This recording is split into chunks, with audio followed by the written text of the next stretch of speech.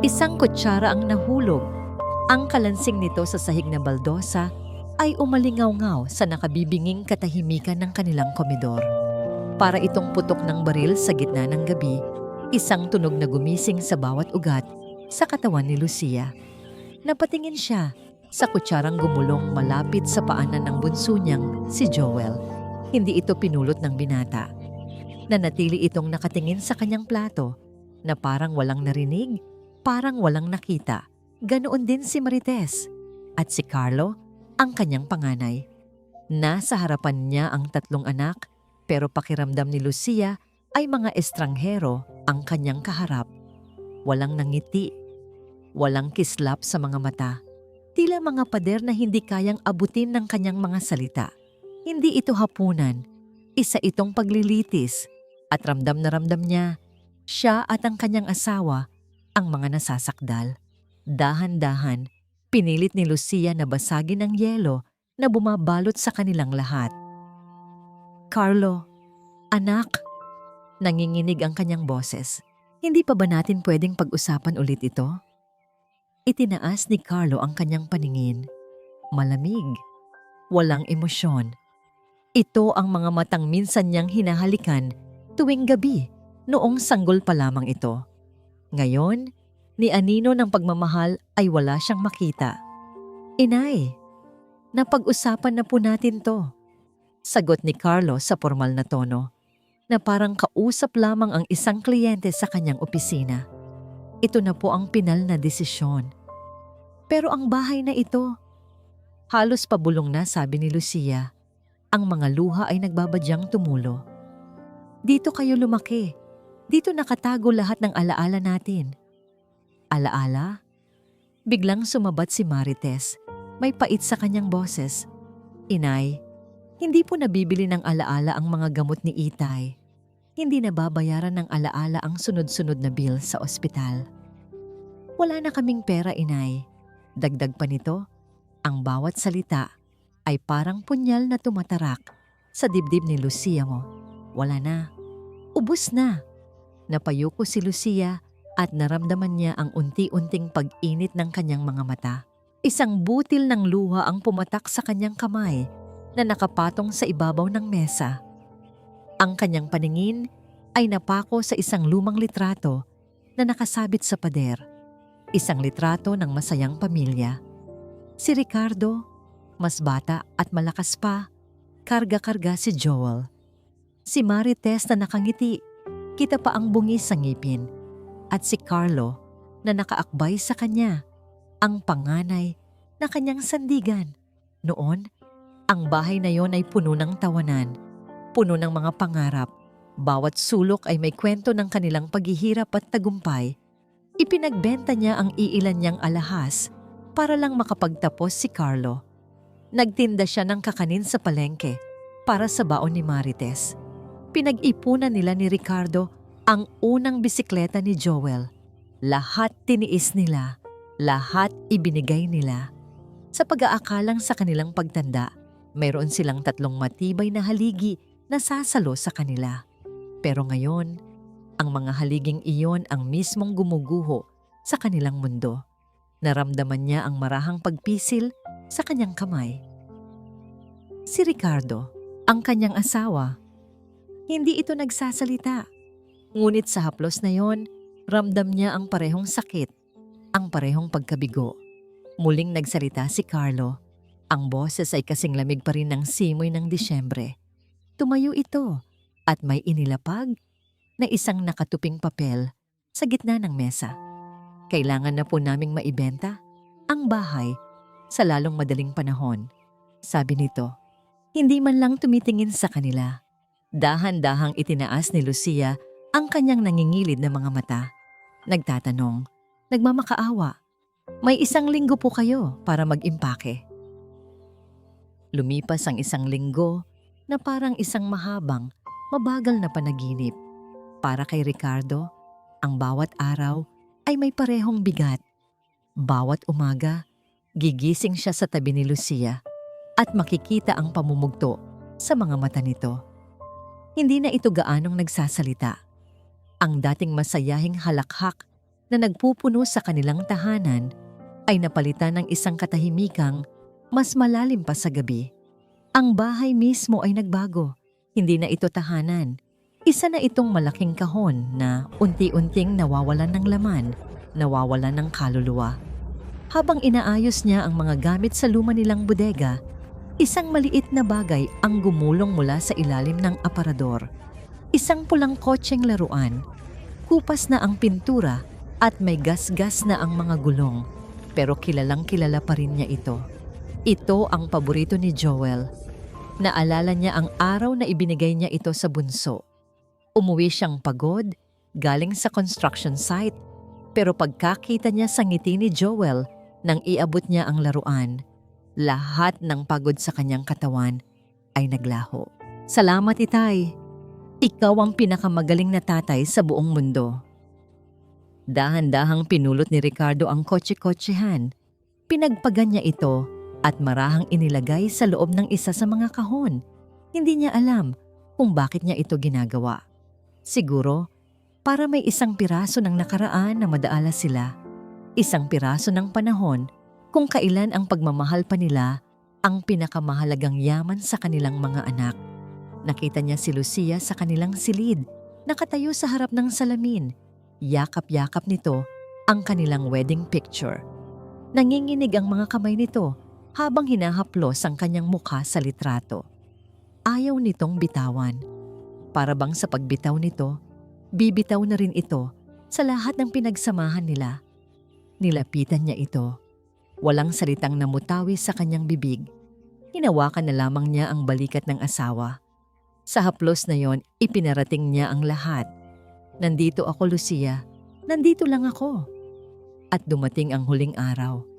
Isang itim na sasakyan ang huminto sa tapat ng kanilang gate. Si Carlo ang nagmamaneho. Bumaba si Marites at Joel, hindi makatingin ng diretso sa kanila. Okay na po ba lahat? Tanong ni Marites. Ang boses ay nagmamadali. Tumangulang si Ricardo. Tinulungan niya si Lucia na maglakad palabas ng pinto sa huling pagkakataon. Bago sila sumakay, nilingon ni Lucia ang bahay. Isang mahabang, masakit na sulyap. Isang paalam. Tahimik ang buong biyahe. Ang tanging maririnig ay ang ugong ng aircon at ang paminsan-minsang pag-ubo ni Lucia. Nakatingin lang si Ricardo sa labas ng bintana. Pinapanood ang mga pamilyar na kalye na unti-unting nagiging estranghero. Huminto ang sasakyan sa isang kanto na hindi pamilyar sa kanya. Isang lugar na mainga-ingay at magulo. Dito na lang po muna kayo, sabi ni Carlo. Ang mga mata ay nakatuon pa rin sa daan. Binuksan ni Joel ang pinto. Walang nagsalita. Inalalayan ni Ricardo si Lucia na bumaba. Bago pa man sila tuluyang makalayo, may iniabot si Carlo na ilang lukot na pera sa kamay niya. Para po sa mga unang araw, sabi nito. Tinitigan ni Ricardo ang pera. Pagkatapos ay tinitigan niya ang kanyang panganay. Walang emosyon, walang pagsisisi. Isinara ni Marites ang pinto. Mabilis na umandar palayo ang sasakyan. Iniwan sila sa gitna ng usok at alikabok. Naiwan silang dalawa ni Lucia. Nakatayo sa gilid ng kalsada. Yakap-yakap ang iilang kahon na naglalaman ng buong buhay nila. Nagsimulang kumulimlim ang langit. Ang sikat ng araw ay biglang nagtago. At kasabay ng paglamig ng hangin, isang patak ng ulan ang tumama sa noo ni Ricardo. Sunod-sunod, bumuhos ang malakas na ulan. Agad niyang hinila si Lucia sa ilalim ng isang maliit na silong ng tindahan. Ngunit huli na. Basang-basa na sila. Niyakap niya ang asawa. Sinusubukang protektahan ito mula sa lamig gamit ang sarili niyang katawan. Narinig niyang umubo si Lucia. Mahina. Tapos ay isa pa. Ricardo? Narinig niyang bulong nito.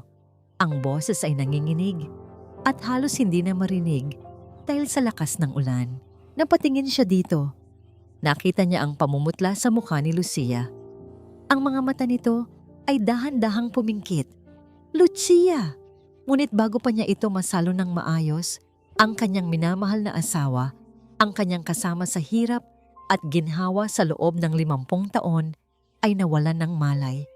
Bumagsak ito sa mga bisig ni Ricardo. Malakas ang hampas ng ulan sa windshield ng luma niyang truck. Halos matabunan na ng ingay nito ang tunog ng radyo.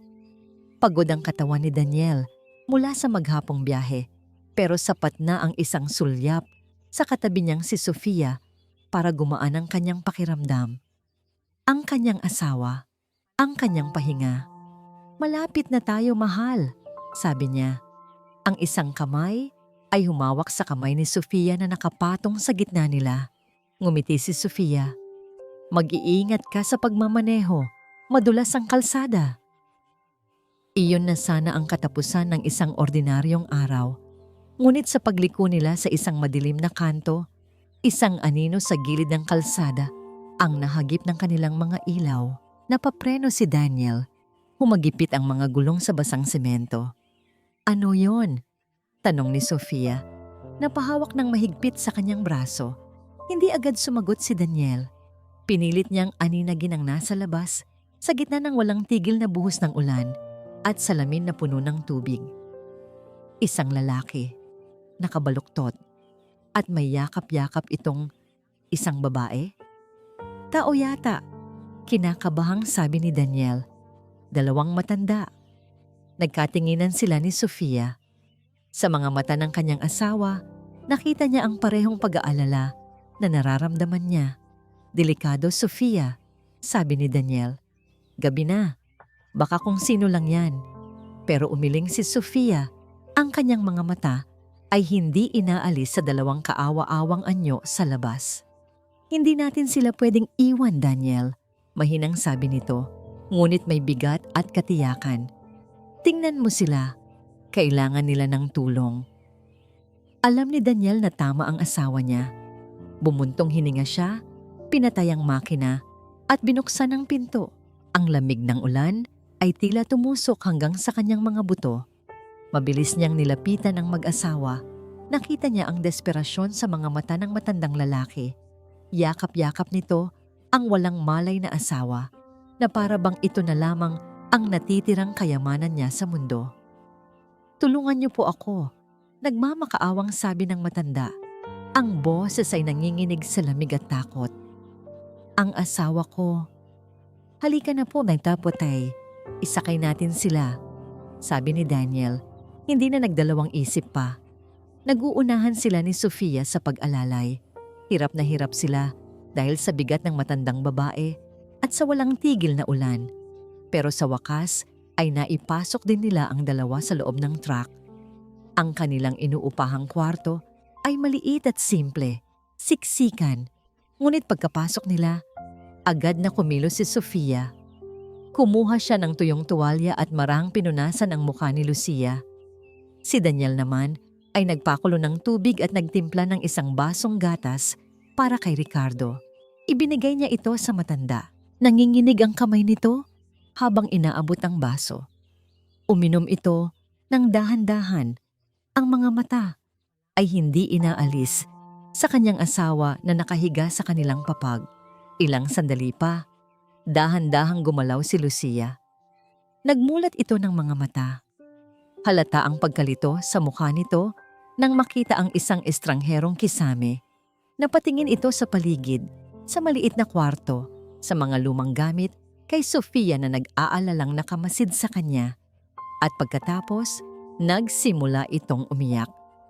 Hindi malakas. Isang tahimik na paghikbi na puno ng sakit at pasasalamat at kalituhan. Hinayaan lang nila. Walang nagsalita. Tanging ang tunog lamang ng ulan sa yero at ang paghikbi ni Lucia ang maririnig. Nang medyo kumalma na ang lahat, lumapit si Ricardo kay Daniel. Tinitigan siya nito ng matagal. Isang tingin na puno ng mga tanong na hindi nito kayang bigkasin. "Salamat, iho," sabi nito sa wakas. "Salamat." Pagkatapos ay nagtanong ito. Ang boses ay halos pabulong. "Bakit niyo ito ginagawa? Hindi niyo naman kami kaano-ano." Ngumiti si Daniel. Isang simpleng ngiti. Tumingin siya sa matanda na ngayon ay nakikita niya hindi bilang isang estranghero, kundi bilang isang ama na nangangailangan ng tulong. Dahil yun po ang tama, Tay. Sa loob ng ilang araw, ang maliit na kwarto ni na Daniel at Sofia ang naging mundo ni na Lucia at Ricardo. Isang mundong simple, isang mundong salat sa karangyaan, ngunit isang mundong puno ng kalinga na matagal na nilang hindi naramdaman. Tuwing umaga, si Sofia ang unang nagigising. Ipagtitimpla sila ng kape, isang murang kape, pero para kay Lucia, ito ang pinakamasarap na kapeng natikman niya sa buong buhay niya. Hahatiin ni Sofia ang anumang almusal na mayroon sila. Isang pirasong pandesal, isang platong sinangag, kung minsan, tuyo. Simple, pero laging may kasamang ngiti. Si Daniel naman, bago pumasok sa trabaho, ay sisiguraduhin munang maayos ang kalagayan nila. Kamusta na po ang pakiramdam niyo, Inay? Lagi nitong tanong kay Lucia. Ang salitang inay mula sa bibig ng isang estranghero ay nagdudulot ng kakaibang kirot at saya sa puso ni Lucia. Nakikita niya ang hirap sa buhay ng mag-asawa. Ang mga damit ni Sofia ay halatang luma na. Ang ilan ay may tahi pa. Ang mga kamay ni Daniel ay magaspang at kalyo sa pagtatrabaho. Ang pagkain nila ay laging sapat lang, walang sobra. Isang hapon, nakita ni Lucia si Sofia na tinatahi ang punit sa laylayan ng pantalon ni Daniel. "Ako na dyan, Hija," alok ni Lucia. Nag-atubili si Sofia. "Naku, Nay, wag na po. Magpahinga na lang po kayo." "Hindi, hayaan mo na ako," pilit ni Lucia at kinuha ang karayom at sinulid. Habang tinatahi niya ang pantalon, para niyang tinatahi ang sarili niyang puso. Naalala niya ang mga mamahaling damit na binibili niya para kina Carlo at Marites noong may pera pa sila. Mga damit na halos minsan lang isuot. Samantalang itong si Sofia, pinagtitiyagaan ng mga luma para lang makatipid. Sa mga gabing hindi siya makatulog, naririnig niya ang mahinang pag-uusap ng mag-asawa mula sa kabilang kurtina na nagsisilbing hati ng kanilang kwarto. "Kasya pa kaya ang pera natin hanggang sa katapusan, mahal?" Boses ni Sofia. "Gagawan ko ng paraan. Babiyahe ako ng mas malayo bukas," sagot ni Daniel. "Huwag kang mag-alala." Bawat salita ay parang karayom na tumutusok sa puso ni Lucia. Ang kabutihan ng dalawang ito ay isang salamin. Isang salamin na nagpapakita kung gaano naging maramot ang sarili niyang mga anak. Si Carlo, na may magarang kotse, si Marites na laging may bagong alahas, si Joel na hindi bumababa sa branded ang mga sapatos. Sila, na binigyan niya ng lahat, ay ipinagkait sa kanya ang pinakasimpleng bagay, ang pag-aalaga. Sina Daniel at Sofia, na walang-wala, ay ibinibigay sa kanila ang lahat ng mayroon sila. Isang gabi, habang nakahiga sila ni Ricardo, hindi na napigilan ni Lucia ang mga luhang kanina pa niya pinipigilan. Tahimik lang siyang umiiyak sa ilalim ng kumot. "Lucia," mahinang tawag ni Ricardo. Hinawakan ni Ricardo ang kamay niya. Alam niyang gising pa ito. Alam niyang ramdam nito ang bawat hikbi niya. Sa gitna ng kanyang pag-iyak, isang pangungusap ang kumawala sa kanyang bibig. Isang pangungusap na puno ng sakit at pagsisisi. Sana sila na lang ang naging anak natin. Isang linggo ng payapa ang buhay ni Carlo. Walang tawag mula sa ospital. Walang reklamo tungkol sa mga gamot na kailangang bilhin. Walang dalawang matanda na kailangan niyang alalahanin. Nakahiga siya sa kanyang malambot na sofa, nanonood ng TV sa kanyang malawak na condo unit. Ang malamig na hangin mula sa aircon ay dumadampi sa kanyang balat. Ito ang buhay. Tahimik. Walang responsibilidad. Bahagya siyang nakonsensya noong unang araw, pero mabilis niya iyong iwinaksi. Ginawa lang niya ang dapat. Praktikal lang siya. Wala na silang pera. Ganoon kasimple. Biglang tumunog ang intercom. Napakunot ang noo ni Carlo. Wala siyang inaasahang bisita. Tinatamad siyang tumayo, pero pinindot pa rin niya ang akyatan. "Sino yan?" "Good afternoon, sir," sabi ng gwardiya sa lobby. May bisita po kayo. Isang Attorney de la Cruz daw po. Abogado? Lalo siyang kinabahan. May kaso ba siya? May problema ba sa kumpanya? Nag-isip siya ng mabilis. Wala. Malinis ang konsensya niya pagdating sa trabaho. Sige, paakyatin mo. Sagot niya. Biglang naging alerto. Ilang sandali pa, may kumatok sa kanyang pinto. Pagbukas niya, isang lalaking nasa edad 50, nakasuot ng formal na barong, ang bumungad sa kanya. May dala itong isang mamahaling leather briefcase. Mr. Carlo Morales, tanong ng lalaki. Ako nga, tuloy po kayo, sabi ni Carlo, pinilit na maging magalang. Salamat. Ako si Attorney de la Cruz ng Vergara Law and Associates. Pagpapakilala nito. Pasensya na sa biglaang pagdalaw. Umupo sila sa sala. Ang titig ng abogado ay tila bumabasa sa kanyang pagkatao. Ano po ang maipaglilingkod ko sa inyo, attorney? Tanong ni Carlo, hindi na makapaghintay. Nandito ako para sa iyong ama, diretsong sabi ng abogado. Si Mr. Ricardo Morales. Naramdaman ni Carlo ang bahagyang paglamig ng kanyang batok. Si Itay? Bakit po? May problema po ba? Umiling ang abogado. Ngumiti ito ng bahagya. Walang problema, Mr. Morales. Sa katunayan, nandito ako para magdala ng magandang balita.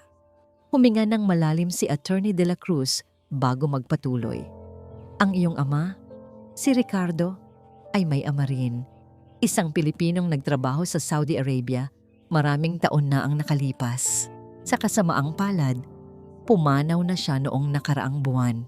Tumangulang si Carlo, hindi niya kilala ang lolo niya. Ni minsan ay hindi ito nabanggit ng kanyang ama. Wala siyang pakialam.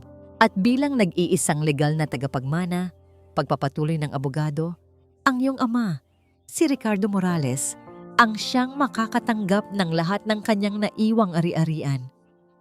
Natahimik si Carlo. Ari-arian? Gaano kalaki? Siguro sapat lang para pambili ng gamot. Ang kabuuang halaga ng kanyang iniwan, sabi ng abogado. At sa puntong ito, tila bumagal ang pag-ikot ng mundo ni Carlo ay nagkakahalaga ng 20 milyong Saudi riyals. 20 milyon? Hindi nag-register agad sa isip ni Carlo. Narinig niya ang mga salita, pero hindi niya maintindihan ang kahulugan. 20 milyon? Reals? Hindi pesos? Paulit-ulit na umikot ang mga salita sa kanyang isipan. Nag-calculate ang utak niya. Isang real ay 15 piso, 16. Ang ibig sabihin, 300 milyong piso? Mahigit pa? Bigla siyang hindi makahinga. Ang tibok ng puso niya ay umalingaw-ngaw sa kanyang mga tainga. Ang lahat ng ingay sa paligid ay naglaho. Morales? Okay ka lang ba? Tanong ng abogado. Doon lang natauhan si Carlo. Oo naman, attorney. Nagulat lang po ako. Sabi niya, pilit na pinapakalma ang sarili. Hindi po namin ito inaasahan. Naiintindihan ko, sabi ng abogado. Ngayon, ang kailangan na lang naming gawin ay makausap si Mr. Ricardo Morales para masimulan ang proseso. Nasaan po ba siya ngayon? Napatigil si Carlo. Ang tanong ay parang isang malakas na sampal na gumising sa kanya. Nasaan si Itay? Ang isip niya ay naglakbay sa gabing iniwan nila ang mga magulang sa gilid ng kalsada. Sa gitna ng ulan, hindi niya pwedeng sabihin ang totoo. Ngumiti si Carlo. Isang pekeng, magalang na ngiti. Ang Itay at Inay. Nasa bakasyon po sila ngayon, attorney. Pagsisinungaling niya. Nagpapahinga po. Alam niyo na, pagkatapos ng kanyang pagkakasakit, tumango ang abogado. Ganoon ba? May paraan ba para matawagan natin siya? May mga dokumento kasi siyang kailangang pirmahan. O iniabot nito ang isang business card. Pakisabi na lang po na tawagan niya ako sa lalong madaling panahon. Sige po, makakarating po, sabi ni Carlo habang tinatanggap ang card. Nang maihatid niya ang abogado sa pinto, agad niya itong isinara. Sumandal siya dito, Ang kanyang likod ay nakadikit sa malamig na kahoy. Malalim ang kanyang paghinga. Tinitigan niya ang business card sa kanyang nanginginig na kamay. Attorney Benjamin de la Cruz, 300 milyong piso. Isang kayamanan na hindi niya pinaghirapan. Isang yaman na bigla na lang nahulog mula sa langit. Pero may isang malaking problema. Isang napakalaking problema. Naalala niya ang sinabi ng abogado. Kailangan ang personal na pirma ng iyong ama.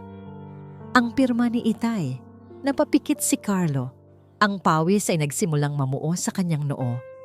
Pero, nasaan sila? Bulong niya sa sarili.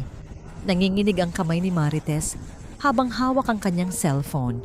Ang boses sa kabilang linya ay malamig at walang awa. "Isang linggo, Marites. Binigyan kita ng sapat na panahon." "Sir, parang awa niyo na po." Pagmamakaawa niya, ang boses ay halos pabulong para hindi marinig ng kanyang mga anak sa kabilang kwarto. "Bigyan niyo pa po ako ng kaunting panahon. Naghahanap pa po ako ng paraan." Isang tawang mapang-asar ang kanyang narinig. "Paraan? Alam nating pareho na wala ka ng paraan.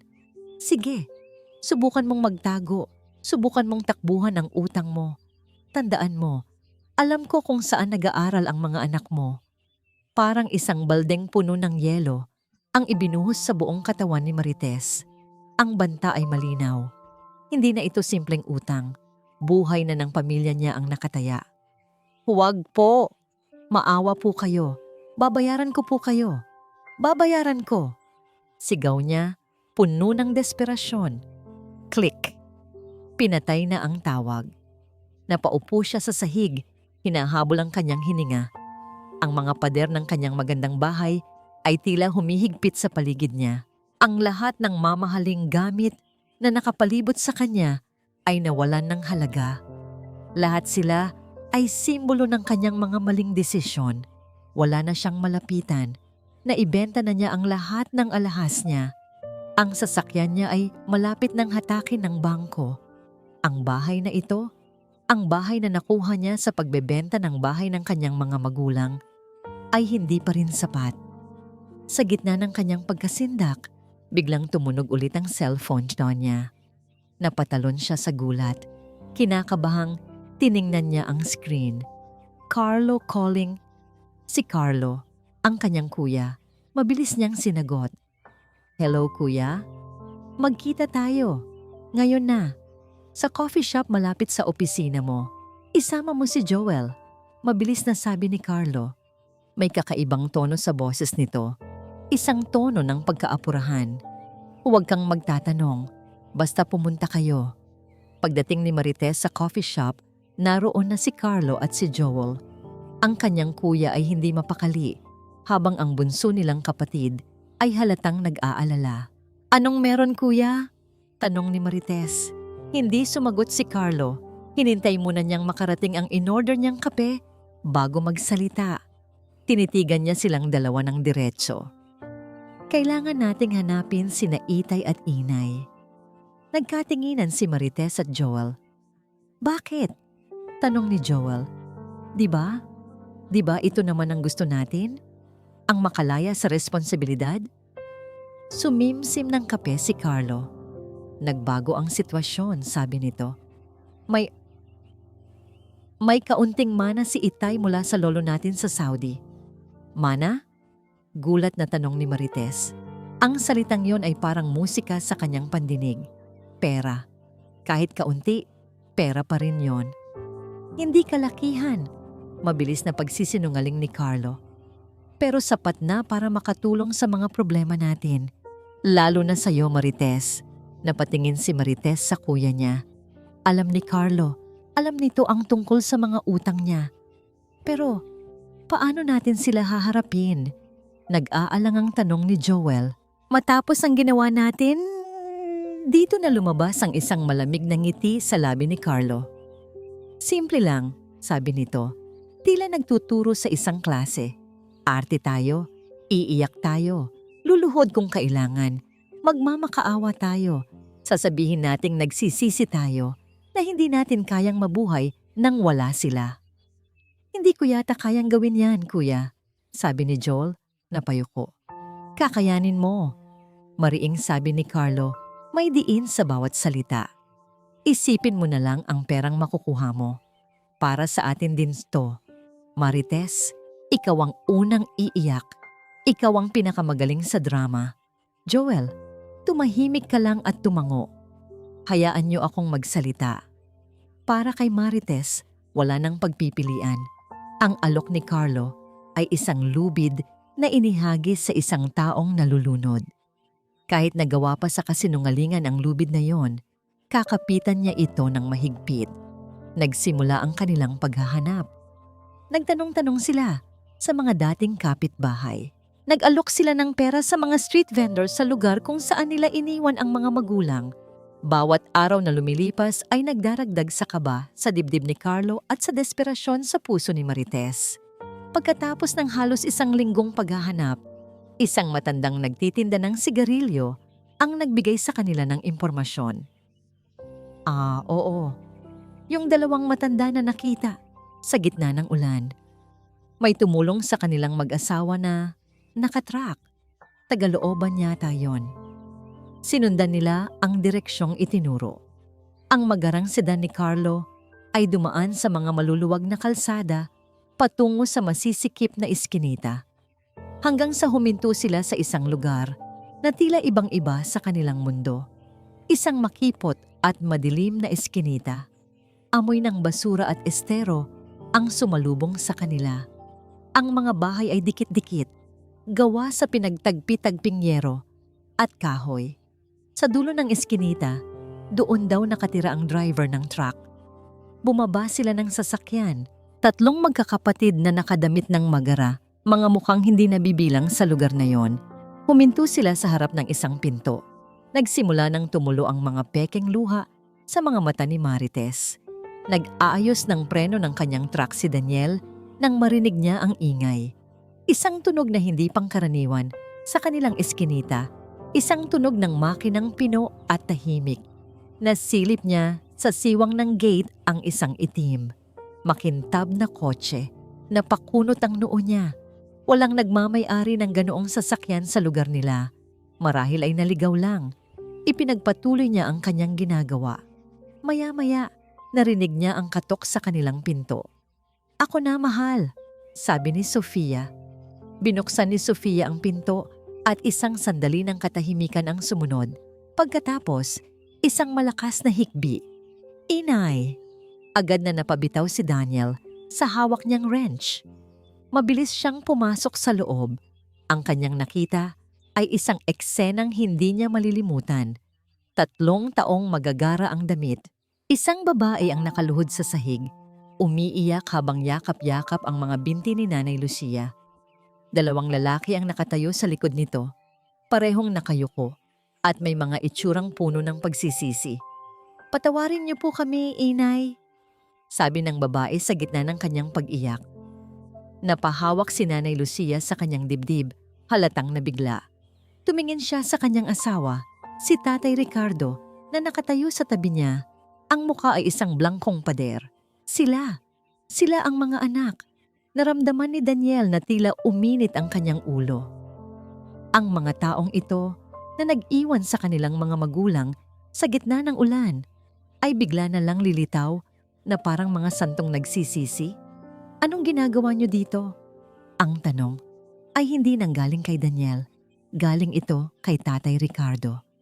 Ang boses nito ay kalmado, ngunit may bigat. "Itay," sabi ng lalaking pinakamatanda, si Carlo. "Humakbang ito pasulong. Nagkamali po kami. Alam po naming nagkasala kami sa inyo. Hindi po kami makatulog gabi-gabi kakaisip sa inyo. Hinanap po namin kayo. Araw-araw." "Oo nga po, Inay." "Itay," segunda ng babae, si Marites. "Hindi po namin kayang mabuhay nang wala kayo. Patawarin niyo po kami." Pero si Nanay Lucia, sa kabila ng lahat ay isang ina. Dahan-dahan niyang hinaplos ang buhok ng kanyang umiiyak na anak. "Marites, anak." Narinig niyang bulong nito. Ang puso ng isang ina ay mabilis lumambot. Hindi nagustuhan ni Daniel ang kanyang nakikita. may mali. May hindi tama.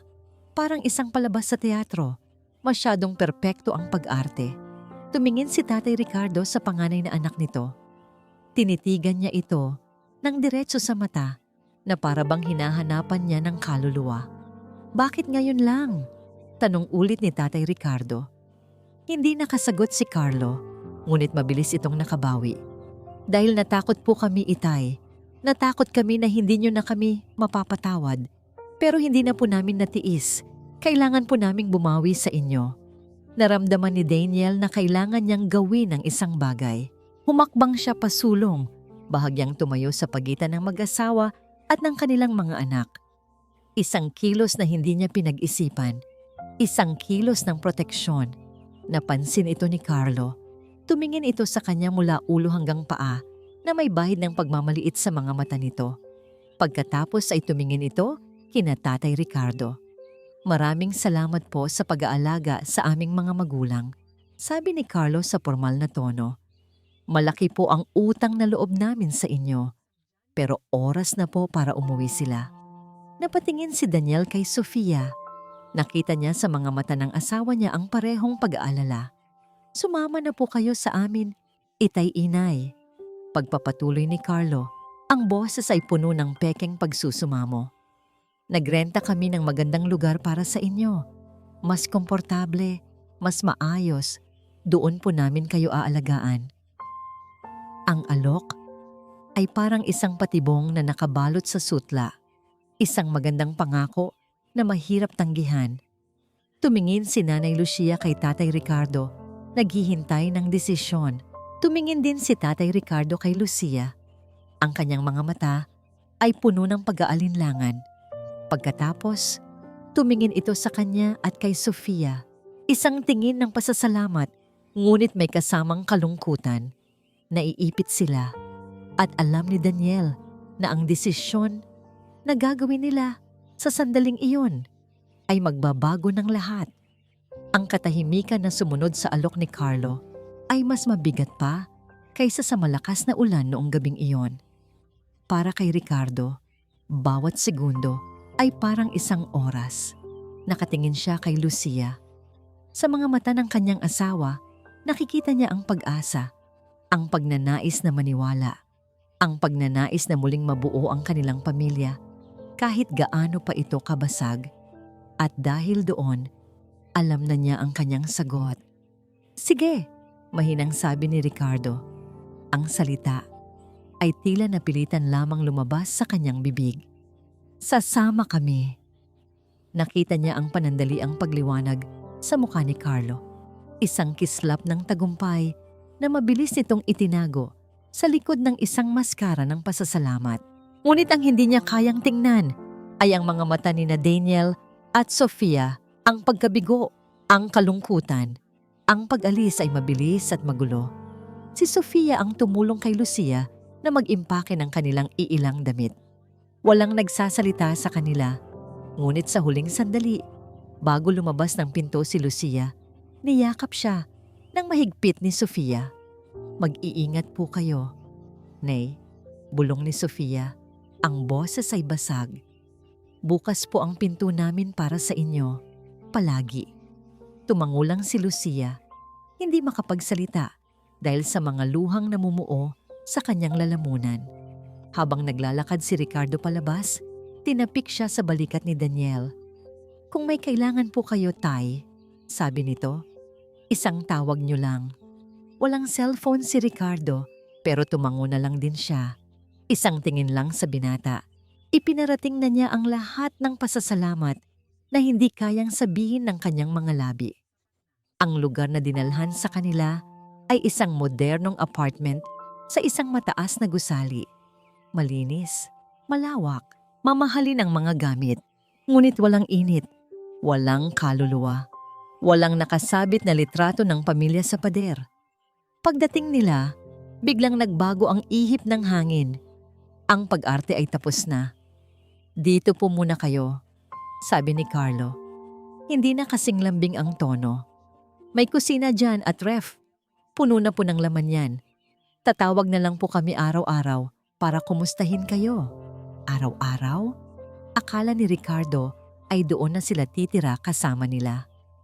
May mga importante lang po kaming aasikasuhin sa trabaho. Paliwanag ni Marites, umiiwas ng tingin. Naiwan silang dalawa ni Lucia sa gitna ng malawak at malamig na sala. Umupo si Lucia sa isang malambot na sofa. Inilibot niya ang kanyang paningin. Ang lugar ay maganda. Oo, pero pakiramdam niya ay mas nakakulong pa siya rito kaysa sa maliit na kwarto ni na Daniel. Lumipas ang 2 araw. Totoo nga, tumatawag ang mga anak nila.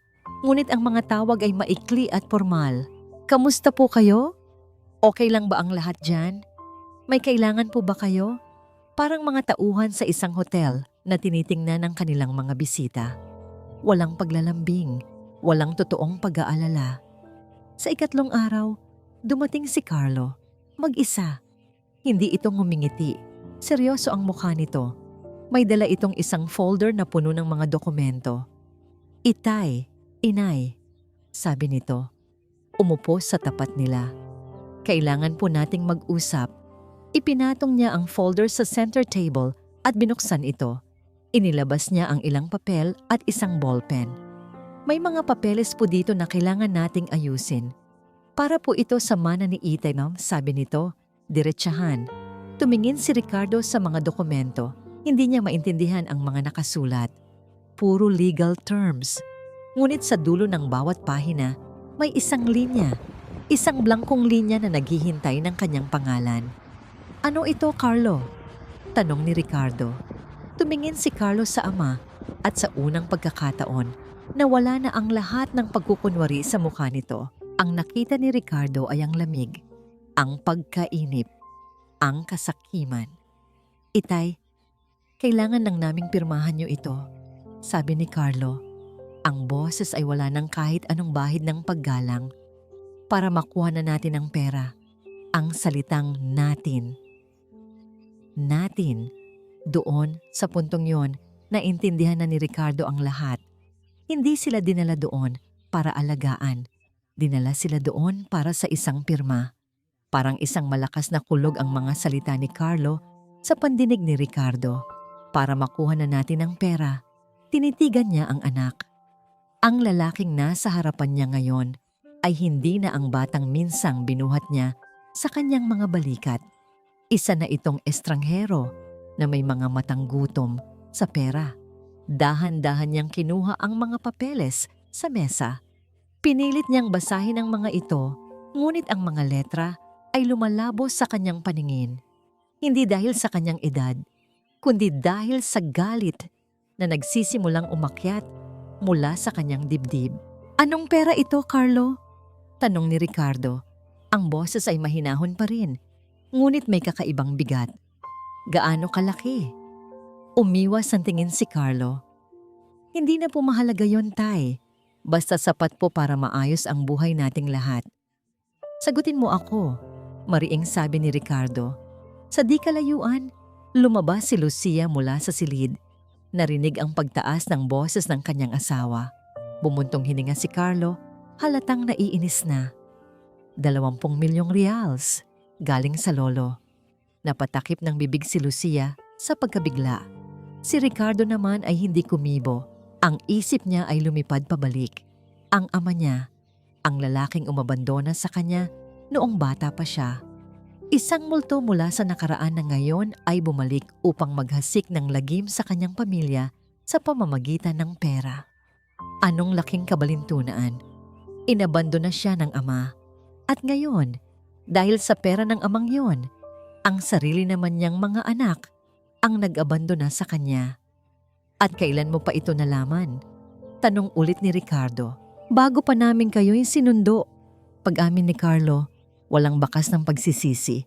Parang isang malakas na sampal ang katotohanan.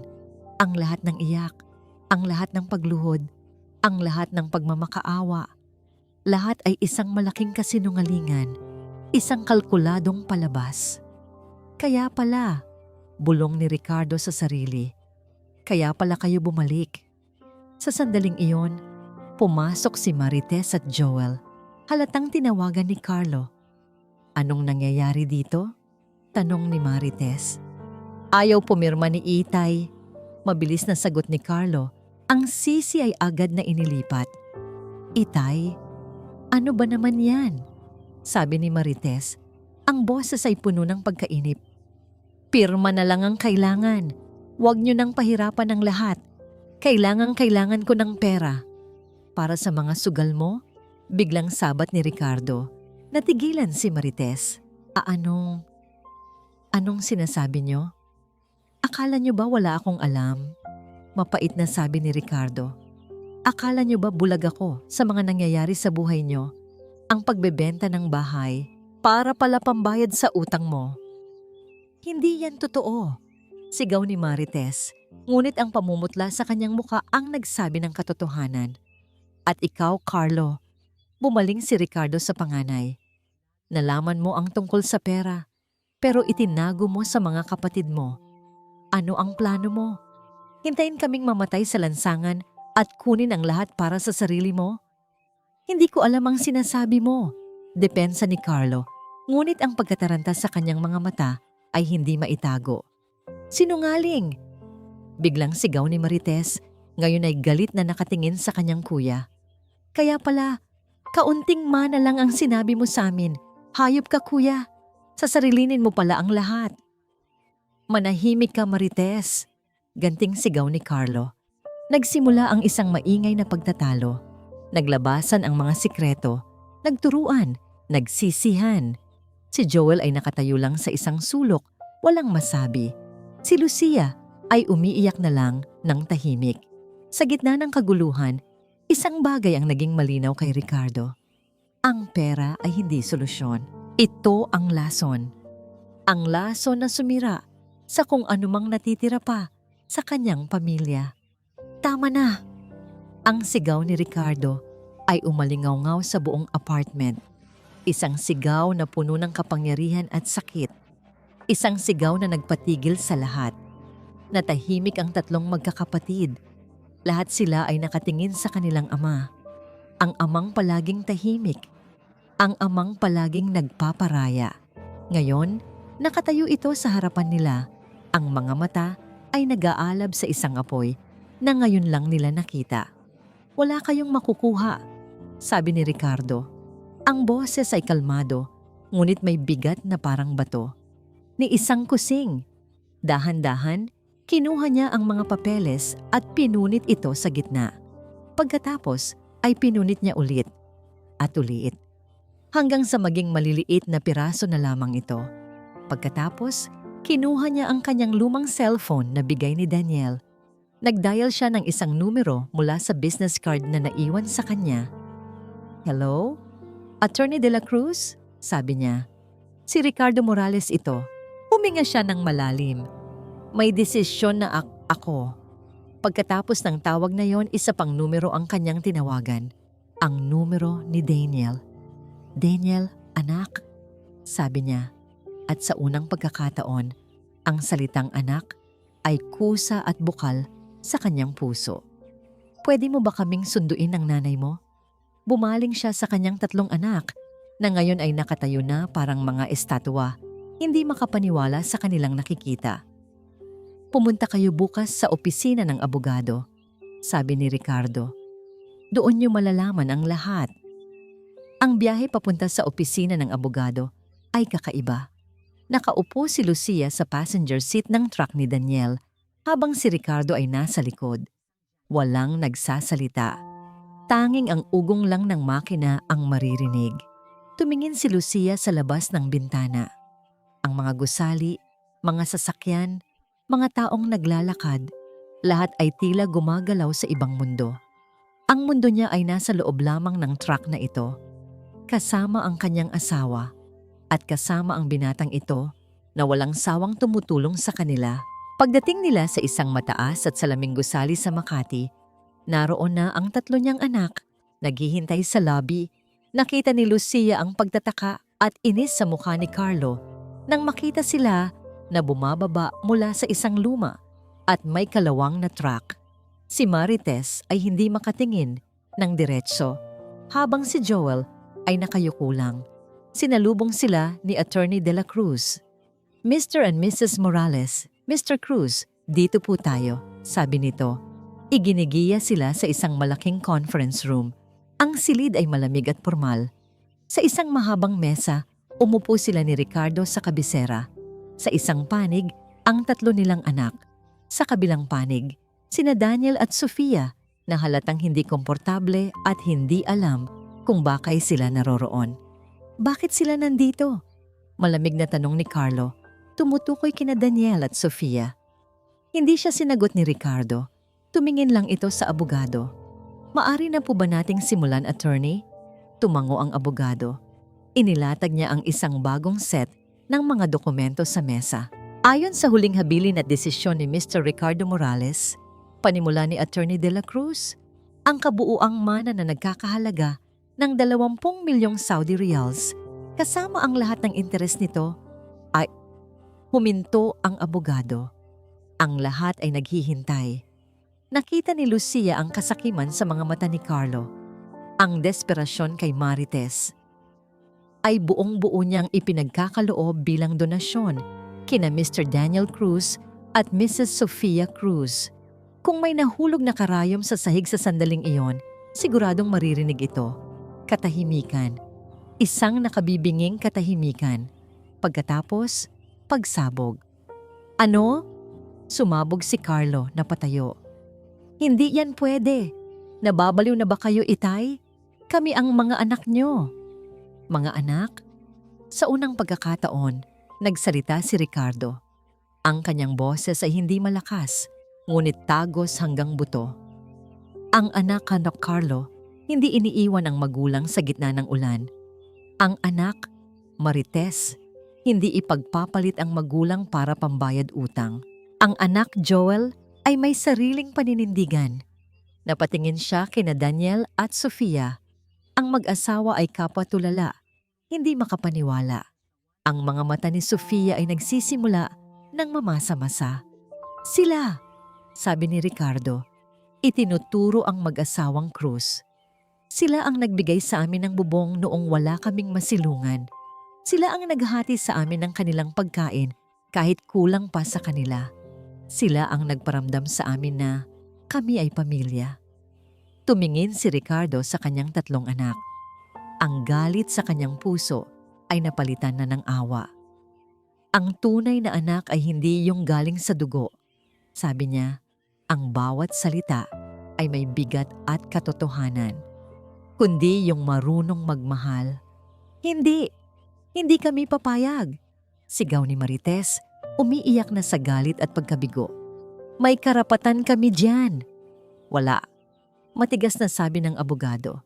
Nasa tamang pag-iisip si Mr. Morales nang gawin niya ang desisyon. Ang dokumentong ito ay legal at pinal. Inilapit ng abogado ang papeles kay Ricardo. Ibinigay nito ang ballpen. Tumingin muna si Ricardo kay Lucia. Ngumiti si Lucia sa kanya. Isang ngiti ng lubos na pagsuporta at pagmamahal. Hinawakan niya ang kamay ng asawa.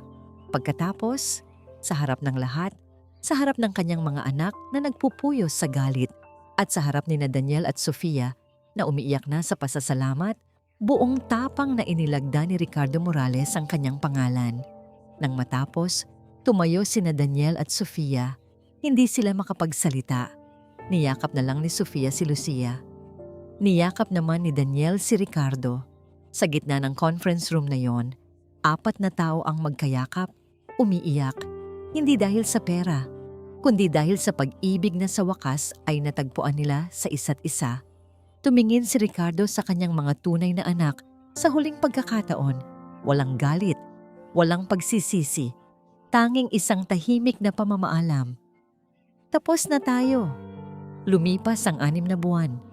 Ang hangin na dumadampi sa mukha ni Lucia ay may dalang alat ng dagat. Ang tunog na naririnig niya ay hindi na ang ingay ng mga busina at sigawan sa syudad, kundi ang payapang hampas ng mga alon sa dalampasigan. Mula sa kinauupuan niyang silyang de gulong, pinanood niya ang papalubog na araw. Ang langit ay nag-aapoy sa kulay kahel, rosas at lila. Isang obra maestra na hindi niya akalaing masisilayan pa niyang muli. Inay, heto po ang tiyaan niyo. Isang mainit na tasa, ang iniabot sa kanya ni Sofia. Ngumiti si Lucia at tinanggap ito. Sa di kalayuan, nakita niya si Daniel. Maingat na tinutulak ang wheelchair ni Ricardo palapit sa tubig. Pareho silang nakangiti. Parehong mukhang payapa. Ang pera ay hindi nila sinayang. Bumili sila ng isang simpleng bahay sa tabi ng dagat sa probinsya. Isang bahay na may sapat na laki para sa kanilang apat. Nagtayo sila ng isang maliit na tindahan sa harap nito, na ngayon ay dinadayunan ng mga lokal dahil sa kabaitan ni Sofia at sa masarap na kakanin na tinuturo ni Lucia na lutuin. Hindi na kailangang magmaneho ng truck ni Daniel sa malalayong lugar. Ang kanyang lakas ngayon ay ibinubuhos niya sa pag-aalaga kay Ricardo at sa pag-aayos ng kanilang bagong tahanan. Wala na silang narinig mula kina Carlo, Marites at Joel. Narinig na lang nila sa balita na ang bahay na ibinenta nila ay nasangkot sa isang kaso. Hindi na nila inalam ang detalye. Iyon ay isang kabanata ng kanilang buhay na isinara na nila ng tuluyan. Dito, sa harap ng dagat, nahanap nila ang kanilang tunay na kayamanan.